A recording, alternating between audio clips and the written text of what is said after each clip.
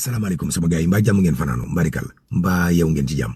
président de la république Bassirou Diomaye Diakhar Faye démb ci conseil des ministres xool na gouvernement bi ne leen farlu leen nag ci ñu moom suñ bopp ci wàllu koom ak ci wàllu dund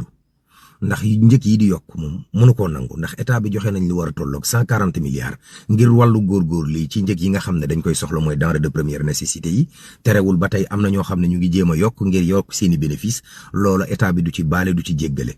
porte-parole du gouvernement bay indi xibaar yooyu ilimaanu jëwriñ du Sénégal Ousmane Sonko dañoo yokk dooleem kon fi mu nekk nii fépp fuy génneeti xaalis ci gafak ak réew mi mu jëm ci projet mbaa financement ak lu mu mënti doon moom dina ci am waaw ak ub déetam Barthélémy Dias ak Khalifa Sall seen kuréel ga dañoo mer ba futt jëmale ko ci justice bu Sénégal ndax nee nañu yoon nday ji seex la war a doon waaye tëddewul njaaxaanaay fi seen boor ndax seen permanence bi biñ ko lakkee ba léegi yoon defagul liggéeyam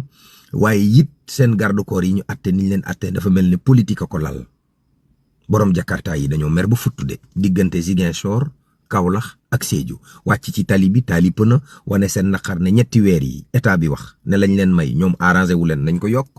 permis yi niñ leen di fayeeku daa cher matriculation bi daa cher te ñoom ñoo gën a góorgóorlu ci réew bi utal seen bopp liggéey état bi war leen a jàppale ba pare di leen teg yeneen sirsar su ñoom loolu mënuñ ko sunu BRT amal na ndam Sénégal ndam lu rëy ci Afrique waaw ndax sunu BRT moom du jël essence du jël gasoil moom courant lay doxee moom moo tax ñu tabb ko jox ko raaye jooja Sénégal fii am na fi benn waay bu nekk ci TikTok bi ne day jaay garab seen na soxna jënd ko ca Touba naan garab ya far daal di fay jaaree ñàkk ba kanam jenn waay ju am 62 ans moom moo doon yakkataan doomi rakkam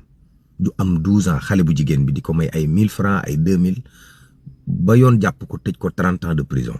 trafiquant de drogue yi ñu jàpp fii ci palaasu Caaroy li ñu yoroon ci ngànnaay ëpp na jéggi na dayoo yàlla may kenn dal ak jàmm yéen doog jàmm